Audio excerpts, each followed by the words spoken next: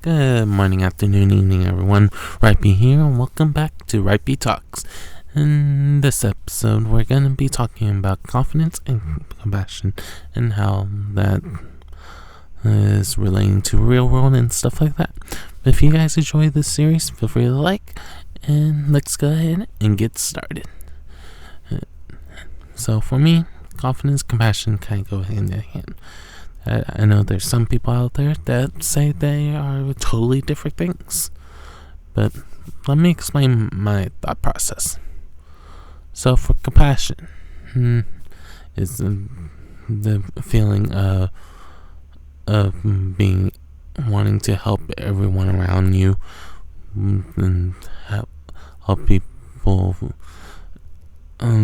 find their self-worth or help them have no worries and stuff like that. And confidence is, to me, when I think about it with compassion, is similar because you're trying to be confident for yourself and overcome things to be better for you and build your self-worth and stuff like that. So that's one of the reasons why I wanted to talk about these together.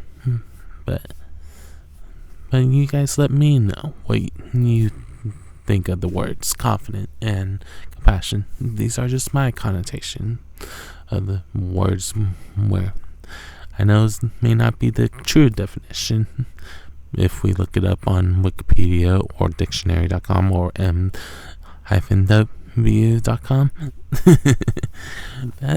But remember, like you guys know, for those of you that have been around, that I'm a math teacher / tutor, not an English teacher.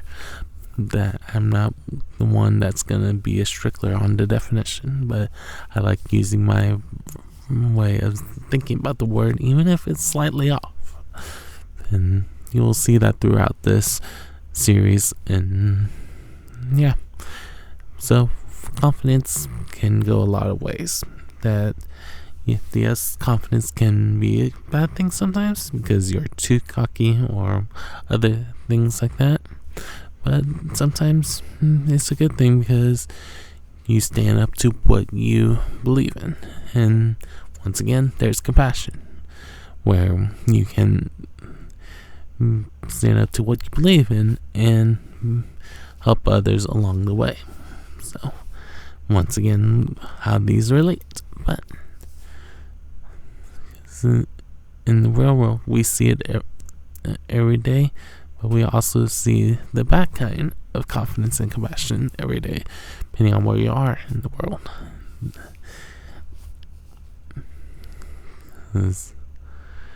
We can have compassion by helping homeless people around us, and have the confidence to do so. But we also can see the confidence on some people trying to blend in to be homeless and then drive off because they got the money from someone. Because I remember so many countless stories of people giving a homeless person a $20 bill, and then a couple minutes later, they see them driving a very expensive car, or that they was on a wheelchair when they saw the person, and after they got the money, after that, because they went to the store, when they came back, they saw the person was getting off of the wheelchair without any problems and putting the wheelchair in the back of their vehicle. So a lot of negatives that can happen with the confidence. And some people say that's a positive thing because they was thinking outside of the box. But there's some people, because they say that, stop trusting people who are homeless because of the people who are trying to fake being homeless. It's the unfortunate part when it comes to that. And man, that's definitely a topic that I didn't expect to think about, but that's why I like doing these videos, where I don't just keep having an outline of every little thing that I want to do. because I want it to be that it feels my honesty and my compassion to what I'm thinking about. And sometimes it's just me building my confidence to say it and not worry about what whoever watches this video. And I lost my train of thought for a second. But in the meantime, that even though there's a lot of things that we can say about compassion being a good thing and bad thing as well, where you're compassionate about helping others through their problems, and you worry more about their problems than your own problems sometimes. Like for me, I'm kind of that way, that sometimes I become a worrywart at times, just because I wish I can help out as much as I can, but there's only so much I could do for someone. And sorry for Dion, but yeah. But compassion can also be a bad thing, because if someone really is adamant about not wanting any help, that there's some people that are so compassionate that they worry about more of them getting the help rather than keeping a friendship alive or a bond alive, however you want to say it, where once they're done being compassionate, they don't even talk to that person anymore. Where if you are truly compassionate, I like to think that you try to make bonds with everyone, and that's why things like LinkedIn is an example of it in the professional / business world, because you're trying to connect to people that you know in real life. So if people see your LinkedIn afterwards, they can be like, oh, you know this person? And stuff like that.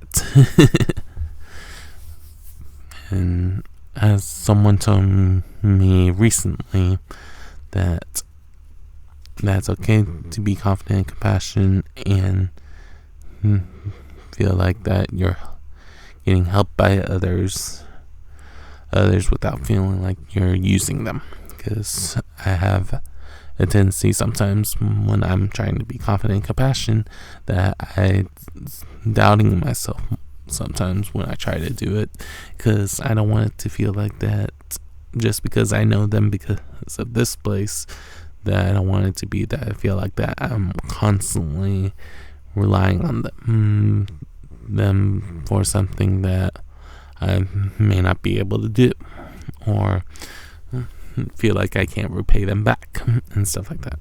But as that person reminded me that sometimes you just like being able to help people even though you don't think you're gonna be able to get any help after that point, or that you know that they may not be able to repay their favor for you. That some people have that kind of level of compassion and confidence in you, and they told me when I was applying for things, especially when I was considering doing a temp agency, that's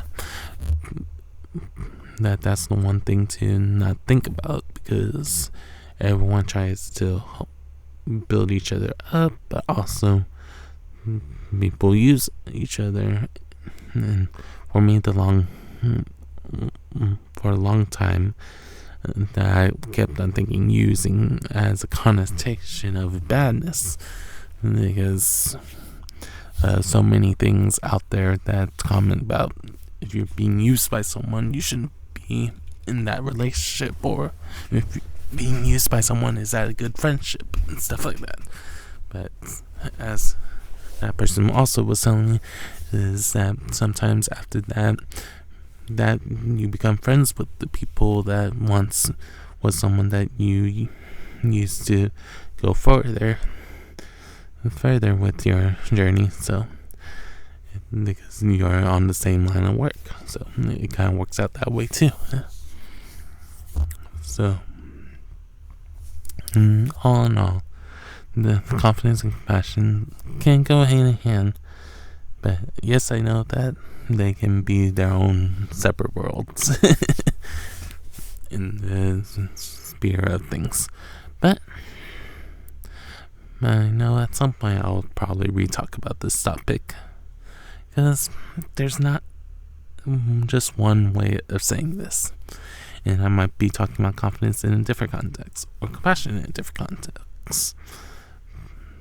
That you guys let me know what's something that is very confident for yourself, or very compassionate for yourself, or a story that you have, and maybe at some point, because I thought about doing react stuff at some point on this channel, that maybe I'll react to what I see in the comments below.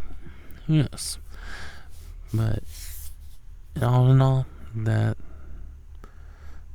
being confident and being compassionate to me is very similar, just for the simple reason that they both rely on helping.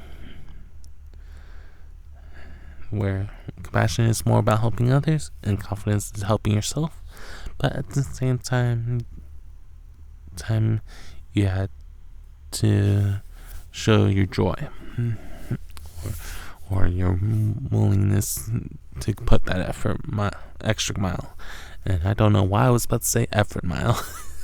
Probably because I remember seeing someone say that one time. But for me, it's just one of those things that's kind of funny to think about. But in this, remember, it's okay to be confident. It's okay to be compassionate. And it's okay to have other words that describes you. Like for me, people always say all the time that I'm so really honest, or really open book, or that I'm very trustworthy, or that I'm very nice or kind. That all those I can use as future words or future topics of this series.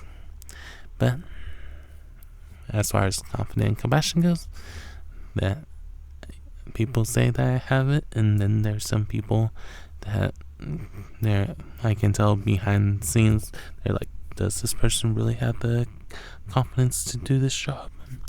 And why I doubt myself sometimes, because I think about all the situations because of my compassion.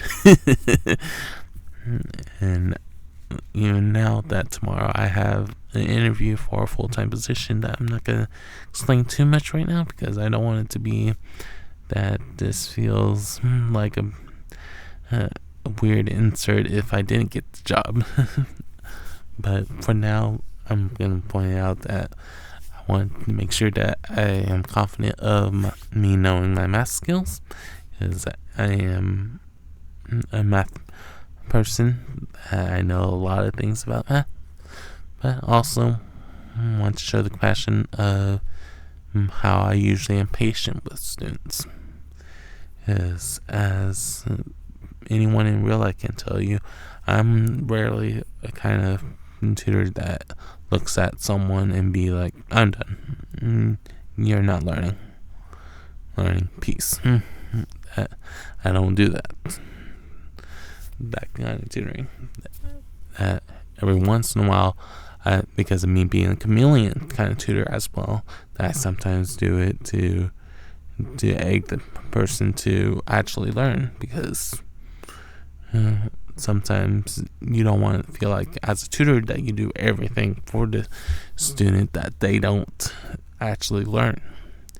Because I've had plenty of students who just try to use us as a tutor to answer the questions.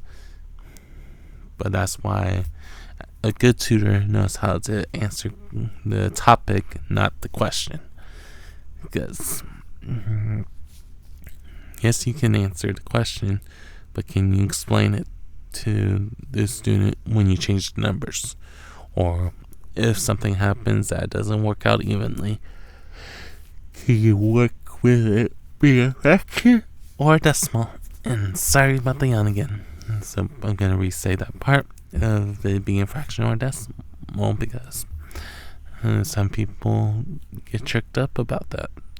And some people it's division. Some people it's other things. But that's my confidence as well, is being able to show my math skills no matter where I am and help out where I can. Even if I hear people say, "Oh, I hate math."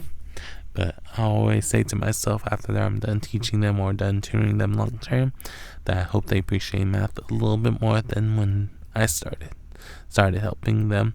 And I would say 95% rate agrees with me that they did appreciate it a little bit more.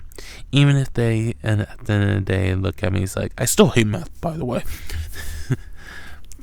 But at least it was fun while I was in your class or being tutored by you, because you actually helped me think in the way I wanted to. And that's part of me being a chameleon tutor. That, with that in mind, just things to think about, because I've been that tutor that I adapt to what I see in front of someone and show them something different if I need to. And sometimes on the same table, that be helping 3 different topics and balance them effortlessly. And I remember as a part-time tutor, people was always shocked that I was able to do that. And even in high school, that I would sometimes tutor my friends that are in the same level as me, and then look at someone that also needed our help of our friend group that was taking the class below us at the same time, because I was able to multitask, as some people will say it, or sometimes multi-thinking, because I can think of multiple problems at the same time. That there's a reason why when I was in elementary I was considered GT or gifted and talented, for the long version of it. But for the English skills and reading skills, sometimes was not always the best. Maybe in another video I'll explain more about that, of what I mean by that, what happened with that. But as far as the math aspect of me goes, that I can show my compassion, because I always am wanting to make sure people understand it better than when they left. That I don't want it to be that they can say they know that problem, and then if they get a new problem, they immediately come back being like, I can't solve this, even though it's the same problem. And some of the students, because I've gotten to know them, I'm like, look at your previous notes and see how you can do it very similar to what you've already done. Because a lot of math is about patterns that you see, about the steps that become natural once you practice it.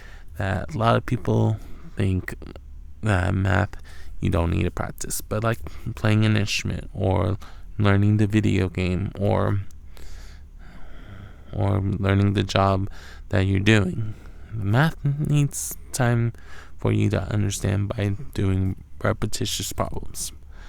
Yes, sometimes by the 5th or 10th problem, you're good. But even when I was taking math classes on a regular basis, there was times that I just, when I had time, after doing the initial problems I needed to do, that I still did more problems, because I wanted to make sure that no matter what the answer was or whatever the problem was given to us, that I had an idea what to solve. And in the future, when I became more of a tutor, besides just being middle school tutor when I was in middle school and high school tutor when I was high school and so on, that was a good idea, because I wanted to make sure that I had multiple ways of doing stuff. That's why I don't like teaching something when I only have one way, because if the student gets stuck, I'm like, let me think of another way to explain this. And it may take a minute or two, and that's sometimes a turnoff for students, because they don't like to wait. But that's why for me, it's just about having patience to help any of those students, as well as ones who are patient too, because they want to hear what things are. But that's the story for another day. And that's my timer to let me know that it's been 20 minutes, because I want to make these videos between 15 and 20 minutes. If you guys enjoy this format, feel free to like the video and let me know in the comments. Also, if there's any topics that you guys would like me to talk about next. But hopefully everyone has a good morning, afternoon, or evening, depending on when you're watching this video. See you guys next time. Peace.